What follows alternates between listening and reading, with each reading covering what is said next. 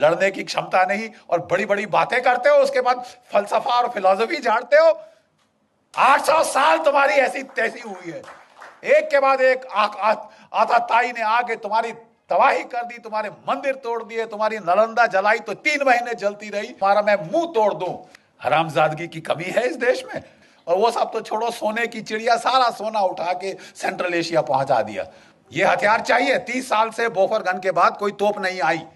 MiG 21 जहाज 1960 की दशक के हैं, आसमान से टपक रहे हैं। रफाल नहीं आया, एलसीए नहीं आया, पत्थर मार के लड़ेंगे हम। नहीं साहब, कोई धांधली नहीं होगी। जो भी डील करी उन्होंने, उसमें अब बड़े बड़े बिच्छू के डंक निकल के आ रहे हैं साहब ऐसे पीछे। आपने अगस्ता वेस्टलैंड, बाकी हथियार 30 साल ना आए कोई बात नहीं साहब। जो वीवीआईपी हेलीकॉप्टर है वो तो फट से आएगा। और दुनिया का जो महंगा से महंगा हेलीकॉप्टर है, जो अमेरिका के प्रेसिडेंट ने बोला साहब मेरे लिए बहुत महंगा है, वो हम लेंगे। 2 चीजों ने आपको बचाया, एक पाकिस्तान ने, एक सरदार पटेल ने। पाकिस्तान ने हमला कर दिया, उन्होंने नहीं इंतजार किया, उन्होंने शांति के नारे नहीं लगाए। लेकिन जो कुछ भी आप कह दो, उनमें इतनी तो शर्म थी कि आजाद पाकिस्तान का जो पहला गवर्नर जनरल था वो एक मुसलमान था, जिना। और हमारा कौन था? Lord Louis Mountbatten. प्यार था साहब, इश्क इश्क इश्क था।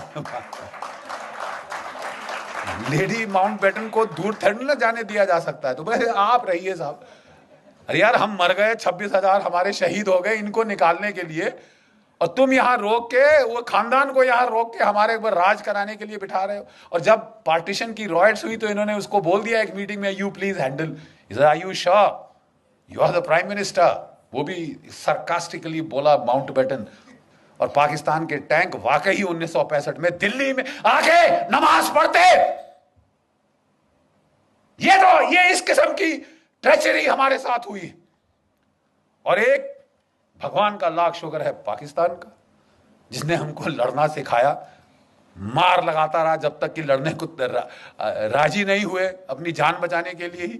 और दूसरा, एक चीन की पीपल्स लिबरेशन आर्मी। 1962 में उन्होंने ऐसी करारी लात मारी कि ये नेहरू परिवार का जो उस वक्त हाल था, कभी अमेरिका को अपनी ट्रूप्स भेजो, अपने जहाज भेजो, बोलिए आपकी एयरफोर्स कहां है? आपने लगाई? तुम्हारे पास इतनी बड़ी एयरफोर्स है, तुमने लगाई? 1962 में नहीं लगाई साहब, बिठा के रखा। और आप अमेरिकी एयरफोर्स मान रहे हो, रॉयल एयरफोर्स मान रहे हो। मतलब it was Tamasha. Thank God.